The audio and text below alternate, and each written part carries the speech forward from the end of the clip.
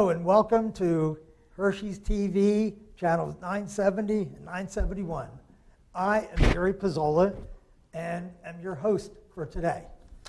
We are privileged to have the president of Yardley Village and a special projects manager from the Hershey's Mill Masters Association. And because he's in charge of special projects, we wanted him to talk about something that he has started and they have started in the works. Welcome, George, to Hershey's Mill TV. I understand that you are involved in a multi-million-dollar project to expand the community center and the parking lot. Can you explain to our audience how to justify that kind of money? Well, it started about a little over 2 years ago when I was elected to the board. One of the first projects that I was confronted with was the need for more parking for the bus trips and whatever. So I was looking at the parking lot below and decided if we could double the parking there if we dug into the hill and added a retaining wall, and then ended up with more, like I said, twice the parking. After thinking about it for a while, I thought, well, that would be a pretty substantial retaining wall that we would need built back into that hill, and we could do a smaller, shorter one if we put a retaining wall on the pool side and then pulled a lot of that material down and regraded the parking lot so that it would taper up to the community center and take that large hill out of the parking lot. We felt that it looked like a viable project, and we priced it up, and then we got into discussions about the community center. I had just finished supervising the installation of the elevator, and it came to mind that we just put a fairly expensive elevator in to access one meeting room.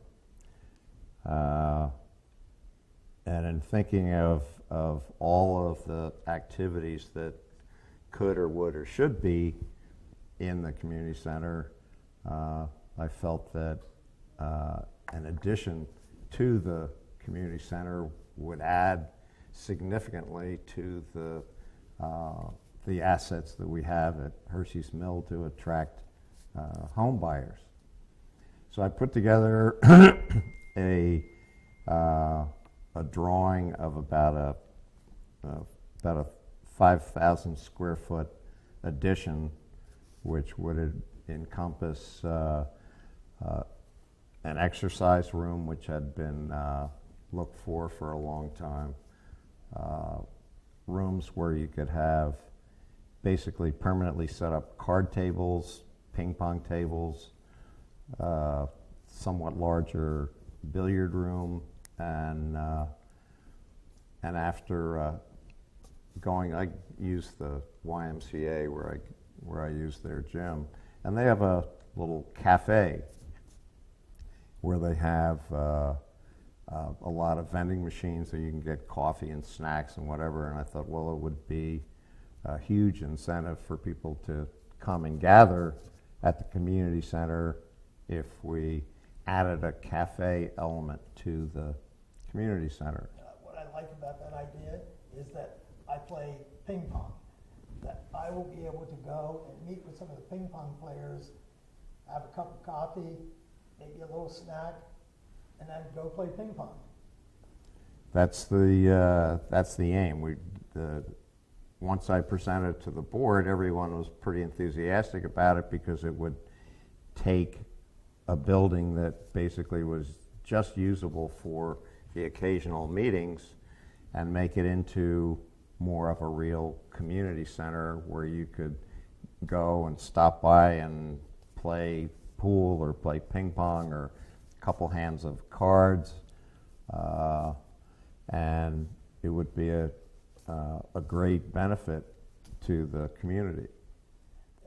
So George, one of the things that I understand is that you're having this coffee and vending machine area. So when I go to play ping pong, I will be able to sit with some of my ping pong players, have a cup of coffee and a snack before we start to play ping pong, correct? Pretty much the ping pong room and the card room on the second floor are two rooms that are going to be joined by either a movable partition or double doors that we can open up, so we can open up that full space for a single use. I don't see that happening very often, so basically the card tables and the ping pong tables can basically remain set up so that you could go and stop by and play without having to have the tables pulled out of the closet and set up. That's great. So it's, I think it's going to be a good usable space for the people in the mill for a number of different uses, and that's how we got into figuring out what actually was going to go into the community center addition. All right, well, that's great. All those things sound wonderful, but what's it going to cost our audience and the residents of Hershey's Mill? Well, basically what we're doing, and as you said before, I'm in charge of basically major projects. So one of the things that we're trying to do is accumulate the costs for all of our anticipated projects and figure out how, with the money that we have, that we're going to pay for them. The community center itself and the parking lot, we've received some costs on, but those are just preliminary, and we're in the $2 million range for both facilities.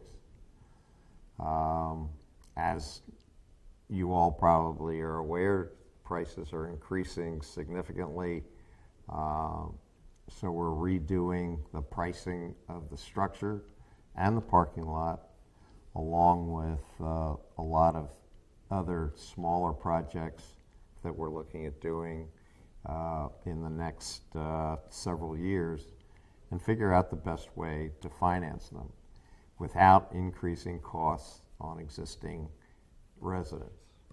One of the things we're going to end up doing is we'll utilize some of the money that we have in our Vision Quest and capital improvement funds for paying for initial stages in the projects. And then we're also looking at financing a certain amount of the money we need, the payments of which would be covered by the current dues that people are paying to the Master Association. We're going to probably end up financing an amount that we can pay for over 20 or 30 years, although we may only be able to get a financing agreement for 10 years.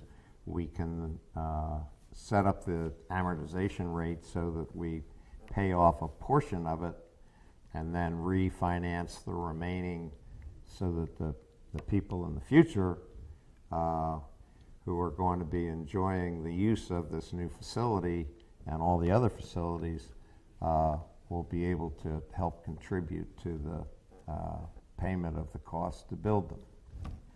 One of the things that I found is, now, my wife and I moved into the Villages, Hershey's Mill, about almost 7 years ago. We visited probably 20 55 and older communities that had a pool.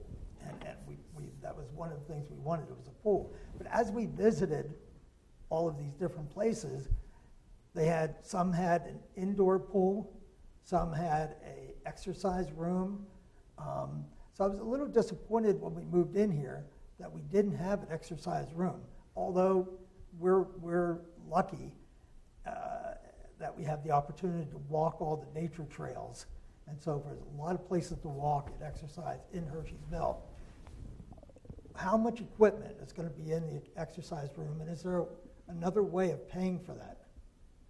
Well, the exercise room has been on our radar for quite a while, and we've been trying to figure out a place to put it. This addition was probably hopefully the answer to those needs. When we first started looking at the exercise room and looking at what a lot of these other communities have, they have pools and exercise rooms and extensive amounts of equipment. We moved in here about 8 years ago, and we looked at a lot of those similar communities. I've gone through transitions on previous communities where all of that is included when you buy into it, but then when you get to a certain point and the developer turns over all the facilities to the community, then you end up starting to pay for them.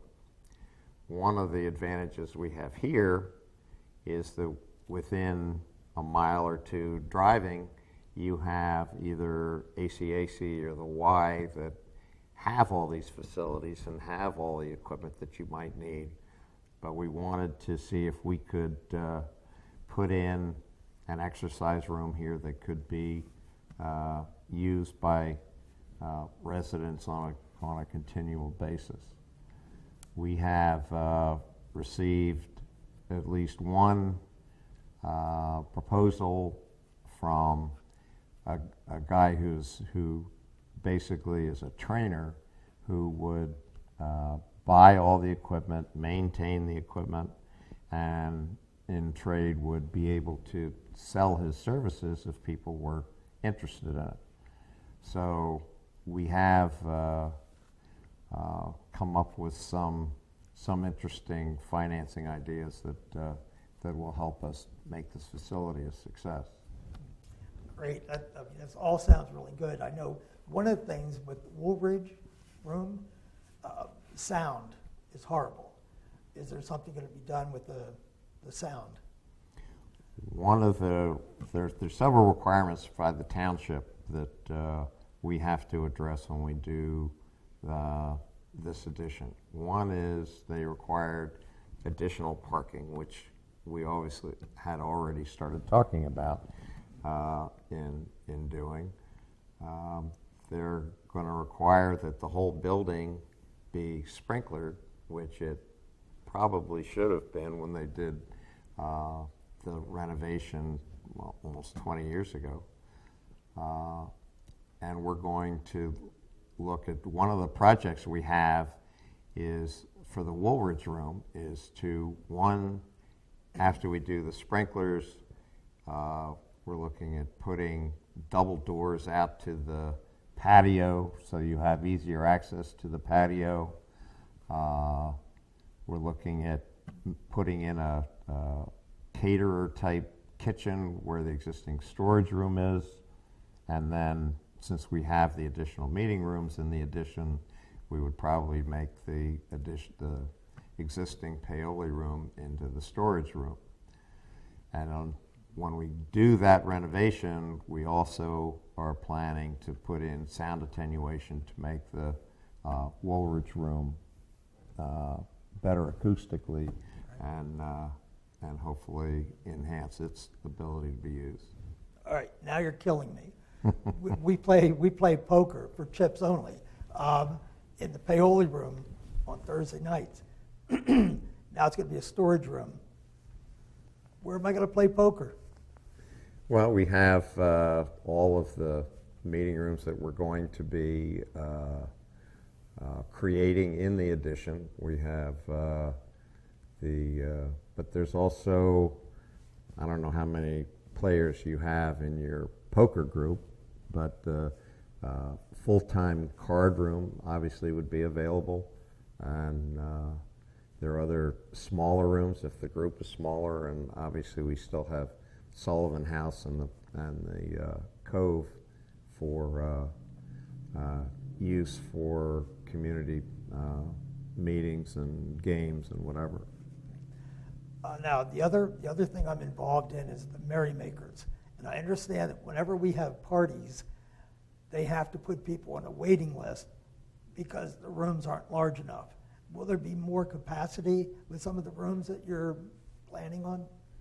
Well, the upstairs in the addition, and actually is in part, one of the rooms is the existing room up there now. We are going to be able to take down the ping pong tables, take down the card tables, and those rooms can be combined basically into one extra large room for activities like that. Okay. All right. And how long will the residents be displaced while all of this is going on? We're looking at it basically the structure for the addition is a fairly simple structure, and I would think we would build that so that a lot of the activities in the existing building wouldn't be interrupted until we actually do the tie-in, which may take 6 to 8 weeks for that transition. And that would basically be the timing lapse that we might have, but we're going to do what we need to do to keep almost all of the remaining facilities in the community center available for use. Great. I'm sold. I'm going to buy 3 more houses here in the village. The other question I have is there something else that you're doing with the outside, the sports areas? What are the plans there? Well, we already have on the books we're moving the bocce courts and shuffleboard courts into a new area opposite the tennis courts, along with new horseshoe pits. And that was scheduled, we had hoped to do that early this spring, but with the pandemic and backed up orders and whatever, we're now on schedule to put those facilities together in July of this summer, but the other facilities will remain in use until we complete that project. Great. Was there something about a pavilion that you're planning on? That's one of the things we have on the list. We're looking at building a community pavilion near the sports courts, and with possibly a fire pit, and then we're also looking at where the existing bocce courts are now, putting in restrooms so that you don't have to go in through the swimming pool to get to the restroom facilities. So the older I get, the closer I need those restrooms. So have you had any bids yet on the project? We did an initial bid on the structure about a year ago, which enabled us to move forward with the possibilities of actually doing the work.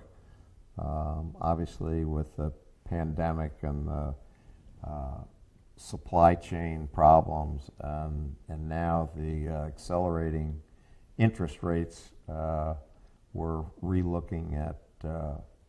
We're out for bid now on the structure itself, as well as the parking lot. And once we get these numbers in, which would be, I think we're going to get them by the end of the month, we can then put them into the program, look at the financing that we're going to have to do, and see what we can do along with all the other projects, mainly the stormwater management issues that came up in Ida, which caused a lot of problems throughout the mill. So we're got a lot on our plate, but the first thing we need to do is to figure out how much all this is going to cost, and then figure out how and when we can proceed. Okay. Now, one of the things that I hear, there's like 2,600 residents here at Hershey's Mill. I've heard a little more, 2,600, whatever. Have you had any positive or negative comments from any of these residents? Well, we have probably the negative comments are made by those probably that have been here for a longer period of time than others that experienced the last catastrophe when they were enlarging the community center, and the exorbitant cost of the facility, as well as the increase in monthly cost for residents, wasn't particularly popular. So this time we've downsized the size of the proposed addition, and obviously that subsequently has downsized the cost, and hopefully will make it possible to proceed without accelerating the cost to the individual residents. Great. It sounds good to me. Any of our audience who wants to make comments or ask questions, and how do they go about doing that?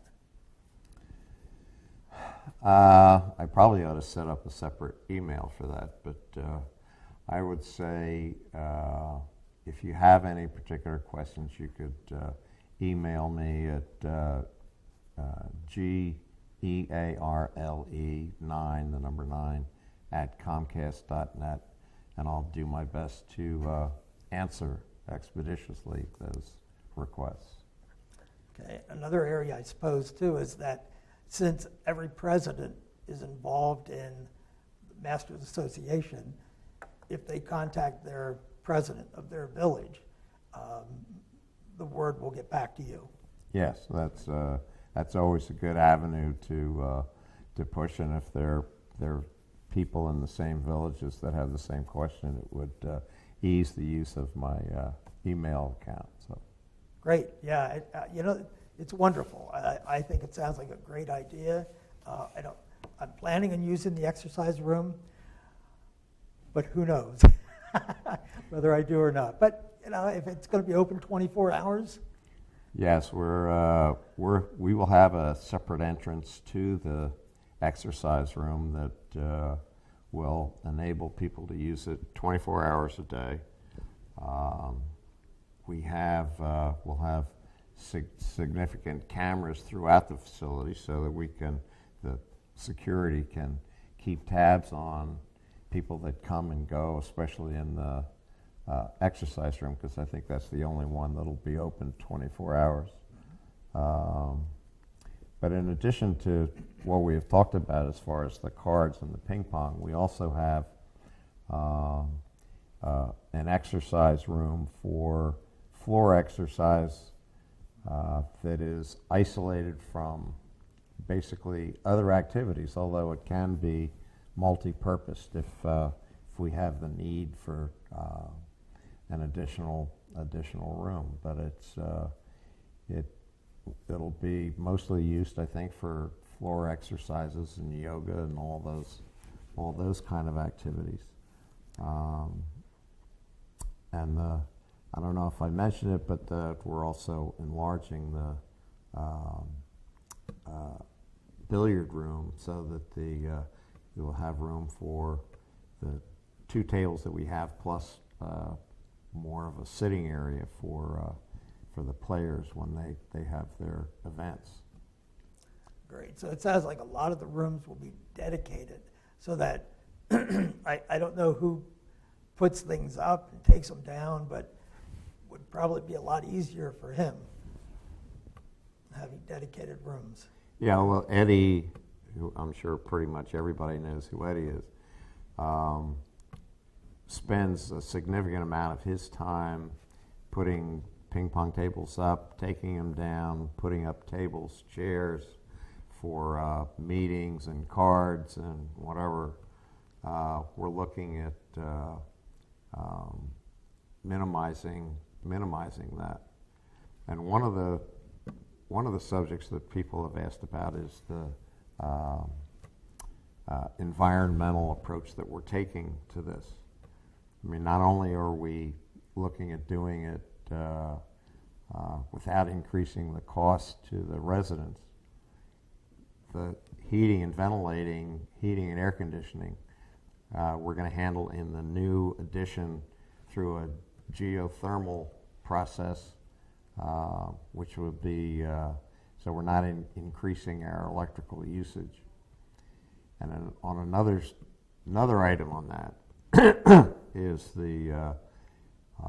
we're looking seriously at putting solar panels on the roof and possibly adding a number of battery packs, but all of this can be looked at a later time and added at a later time if we feel it's something that we want to pursue. There are a lot of solar financing packages that we need to look at, but we are not in a position to do that yet until we find out if we actually have a project or not. Great. All right. So what I understand is that we're going to have larger rooms, so more capacity for people moving in to have larger groups meeting.